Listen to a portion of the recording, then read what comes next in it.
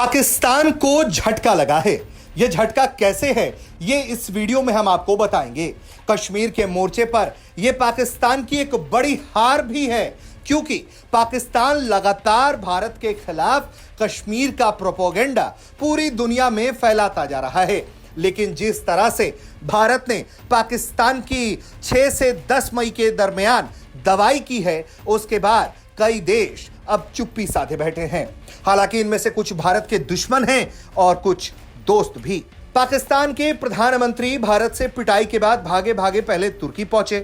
तुर्की के बाद वो पहुंचते हैं ईरान और फिर अजरबैजान। तुर्की में वो भारत के खिलाफ प्रोपेगेंडा करते हैं, एर्दोगन उसका समर्थन करते हैं।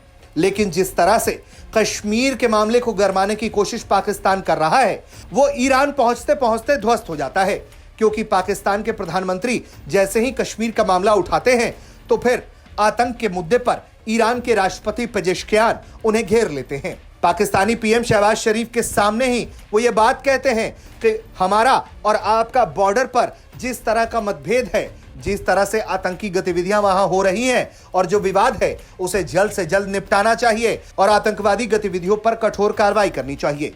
ईरान ने कश्मीर पर कोई कमेंट नहीं किया। उसके बाद पाकिस्तानी पीएम शहबाज शरीफ अजरबैजान पहुंचते हैं। अजरबैजान के राष्ट्रपति इल्हाम अलीयेव भारत विरोधी हैं। भारत के खिलाफ लगातार वो अपने बयान देते रहे हैं। पाकिस्तान का वो समर्थन करते हैं और तुर्की के साथ खुद को खड़ा रखते हैं। यानी कि पाकिस्तान, तुर्की, अजरबैजान, ये तीनों ही मुस्लिम ब्रदरहुड के नाम पर एक दूसरे के साथ खड़े हैं।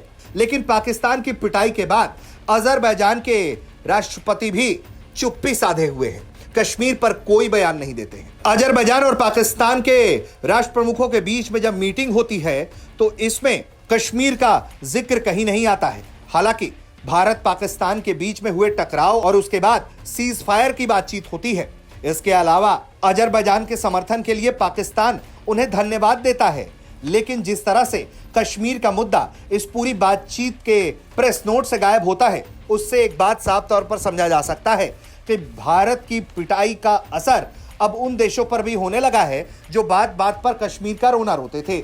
अजरबैजान और पाकिस्तान के बीच हुए मुलाकात के बाद जो बयान सामने आया है, उसमें दोनों नेताओं ने द्विपक्षीय संबंधों के पूरे आयाम की समीक्षा की। पाकिस्तान और अजरबैजान के बीच राजनीतिक, आर्थिक, रक्षा और सांस्कृतिक सहयोग के बढ़ते स्तर पर खुशी व्यक्त किया। इसके अलावा एक दूसरे के साथ किस तरह से व्यापार आगे बढ़ाना है, इसको लेकर बातचीत की। वहीं अजरबैजान पक्ष ने पाकिस्तान में अजरबैजान के निवेश के प्रगति के संबंध में भी दोनों देशों के बीच बातचीत हुई और दोनों देशों के बीच यह तय हुआ कि प्रतिनिधिमंडल स्तर की वार्ता बहुत जल्द शुरू कर दी जाएगी। हालांकि इस पूरे मौके पर पाकिस्तान की तरफ से अजरबैजान को खुला समर्थन दिया गया और काराबाख को लेकर पाकिस्तानी पीएम ने यह भी कहा कि वो हमेशा से ही अजरबैजान का रहा है। लेकिन जिस तरह से कश्मीर पर अजरबैजान चुप्पी साध गया, अभी तक के प्रेस रिलीजेस के मुताबिक कहीं भी कश्मीर का जिक्र नहीं आया, उससे एक बात साफ है कि पाकिस्तान की पिटाई को देख अजरबैजान ये समझ चुका है कि अगर वो भारत को छेड़ेगा तो भारत उसे भी नहीं छोड़ेगा, क्योंकि भारत लगातार अपने अहम हथियार आर्मेनिया को मुहैया करा रहा है और उन्हीं हथियारों से अजरबैजान कांप रहा है। ब्यूरो रिपोर्ट, भारत तक।